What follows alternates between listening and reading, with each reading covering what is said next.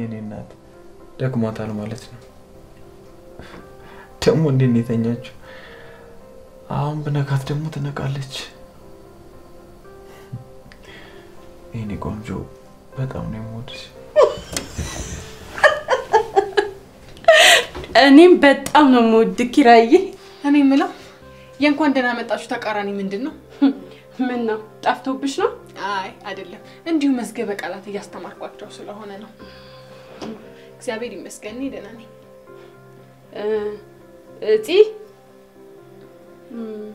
እዚህ አካባቢ ግሪን ኤሪያ አለ እንዴ ምን ነው አየር መውሰድ ፈልገሽ እንደዛ በዩ አለ ውጪና ወደ ታች ወረጂ ስንት ነው ቆይ ለምንድን ነው ማፍረው እንደውም በእናትሽ ምርቅን ብያለሁ እስቲ ቆንጆ ቡና ፊልኝና ላላ ልበል አይምሮሽ ነው ይላልው መሰለኝ ምን አልሽ እና እንዴት ነው ሴት ሆነሽ እንደዚህ የምታደርጊው በእናትሽ ሙዴን አትወክም ደም ይውልሽ እኔ በጾታ እኩልነት አምናለሁ አሁን ኪራ ሳይመጣ አውጪና ጣይ ትሰማያለሽ ገንዘቤን ከነ ዴሊቨሪ እኮ ነው የከፈልኩት ሰፈራችሁ እንደሆነ ደህና ሰው የለ ሳሎን ተቀምጣ እየቃመችልሽ ነው ምን የምሬን ነው ጫት እየቃመች ነው እኔ አላምንሽ እውነቴን ነው ብታይ ስንት ሰዓቷ ስልክ ታወራለች ምናምን እኔ ግራ ግብት ብሎኛል እና እዚህ አቅሚ ሙጭ አትያትም እንዴ እንደዛ ብልስ ማን ሰምቶኝ አሁን እንዴት አንገቷ ላይ ቆሜ እንደማስወጣት አሳይሻለሁ ታይሰኒ ልጅቷ ሰው የምትሰማ ሰው አይደለች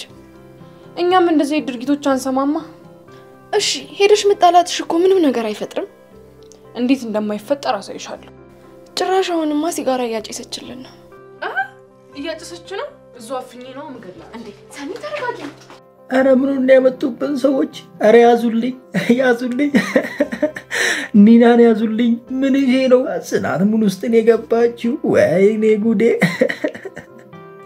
እኔ ምለው ግን ከነኪራ ቤት ማለት ነው እብድ የሆኑ ሰዎች ይፈልቃሉ እንዴ እኔ እኮ ግራ አጋቡኝ ባለፈው ክፍል እንዳየኋት እንደው ቤቲ ልካት ነው ብዬ አሰብኩኝ አሁን ደግሞ ሳይ ምንም ቤቲ ላከቻት አትመስልም በቃ የሆነ የራሱ አጀንዳ ያላት የራሱ አላማ ያላት ነው የምትመስለው ወይ ጉድ እንደዚህ አይነት ነገር አለ እኔ አላቅ ለማንኛውም ሳላይ አልፈርድም እንዴት ናችሁ ውድ የጽናት ተከታታይ ድራማ ቤተሰቦች አማን ናችሁ ወይ ዛሬ ማብረን ጽናት ሪቪው እናደርጋለን እንዴም በቀጣይ ክፍል ምን ሊፈጠር ይችላል አንዳንድ ጉዳዮች ሪከመንድ ማደርጋችሁ ይሆናል ያው ገና ካሁኑ ሳቅሳቅ ብሎኛል እንዴት አልስቅ ጋይስ ይሄ ከመሳቅ አልፎ ያስጮሃል እሪ ያስብላል የምሬን ነው እሪ ባቀልጦና ደስ ይለኛል አሁን ተነስቼ ብቻው ደስ ይለኛል ምንድነው ያመጡብን አይደለም ጽናት እኔ ደነገጥኩ እኮ እንዴ ጽናት እንደውም አልደነገጠችም ጠንካራ ነች እኔ እኮ ክዋልኩ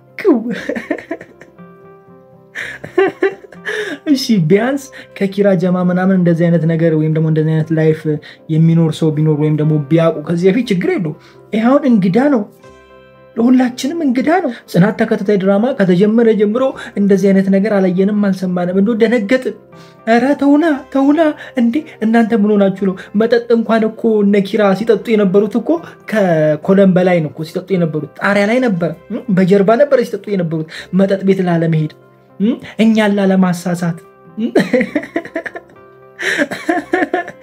አሁን ጭራሽ ቤት ውስጥ ከተቱልን በቃ ይሄ ነው ምን አባቱ ካልደፈረሰ አይጠራም ያሉት ይሄንን ነው በቃ በደም ድፍረስ ይልና በደም ይጠራል ወይ ኪራ ማታመጣብን ጉድ የለም ባለፈው ክፍል ላይ ሪቪው ሳደርግ ኪራን ለምን እንደምትወዱት ብዬ ሴቶች ጠይቂያችሁ ነበር ግራ ገባችሁ መልሳጣችሁ ሁላችሁ መልሳጣችሁ አብዛኞቻችሁ ያላችሁት ጽናትን ስለሚወዳት ነው የምንወደው ነው ያላችሁን አፈራችሁበታ ወይኔ ኪራይኔ ጀግና ኪራይኔ ውድ እንዳላላችሁ ኪራ ሙሉ ልብስ ለብሶ ከቤት ሲወጣ ማየት ፈልጋለሁ እንዳላላችሁኝ ይዛኔ አሁን እንደዚህ አፈራችሁበት አይ ይሁን እስኪ እኔ ግን እውነት ግራ ግብት ብሎኛል ልጅቷ ግን ምንድነች ጋይስ እኔ እንደው ሰይጣን በአካል የሚንቀሳቀስ ነው መሰለኝ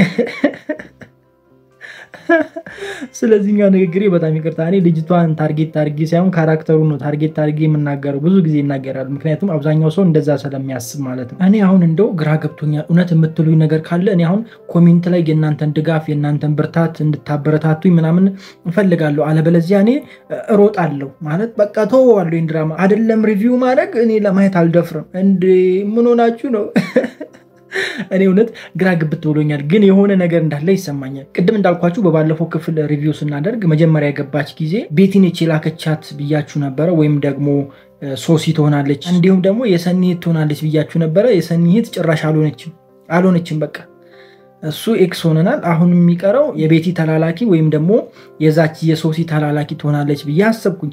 ግን ሁኔታዋን ስታዩት ደግሞ ምንም የምትፈልገው ነገር አይታወቅም። ማለት የቤቲ ተላላኪ ብትሆን የቤቲን ነገር ለመፈጸም ወይም ደግሞ የመጣችበትን ዓላማ ግልጽ ታደርግልን ነበር። የሶሲም ቢሆን እንደዛው ግልጽ ታደርግልን ነበር።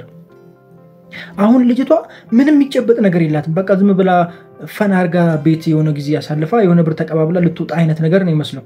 በቃ ለዘረፋ የመጣች አይነት ነገር ነው ይመስለው። እንደዚህ ተጀምሯል እንዴ ጋይስ? እንዴ ኧረ እንደዚህ ተጀመረ ካላችሁኝማ በቃ እኔ ከዚህ በኋላ ማለት ነው የምሬን ነው የሴቶች ነገር ሊቆርጥልኝ ነው እንዴ እንደዚህ። ኧረ ተው የምሬ ነው። ዳይሬክተሮች፣ ደራሲዎች ምናምን እንደዚህ አይነት ነገር ሪያሊቲ ላይም ካለ እንኳን እዚህ ድራማ ላይ እንዳታመጡ። የሆነ ዘዴ ፈጥራችሁ የሆነ ነገር አድርጉ። ወይ የቤቲ ነች በሉን፣ ወይ የሆነ ነገር ነች በሉን። እንዴ ምን ይሄ ነው? ልታስበረግጉ ነው እንዴ? ኧረ ለእኛ ወንዶች አስቡ እንዴ። በቃ ሰው እንዳናምን እኮ ልታደርጉን እኮ ነው። ኦሆ ወይኔ ዘንድሮ ምን ይሻለናል? እኔ አሁን ያው ከዚች ልጅ ውጪ ሌላ ምንም ማውራት አልቻልኩም። ሌላ ሲጀመር ምን አወራለሁ? አንድ ጥሩ ነገር የሰራው ለናሆሚ መናገሩ ነው።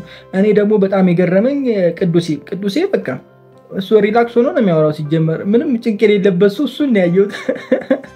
እውነቱን ተናገር ብሎታል። እውነቱን መናገር እሱም ጥሩ ነገር ነው ብዬ አስባለሁ። ከዛ ውጪ ግን አንድ እርግጠኛ ሆኜ የምነግራችሁ ነገር ኪራ ከልጅቷ ጋር ምንም ነገር አላደረገም።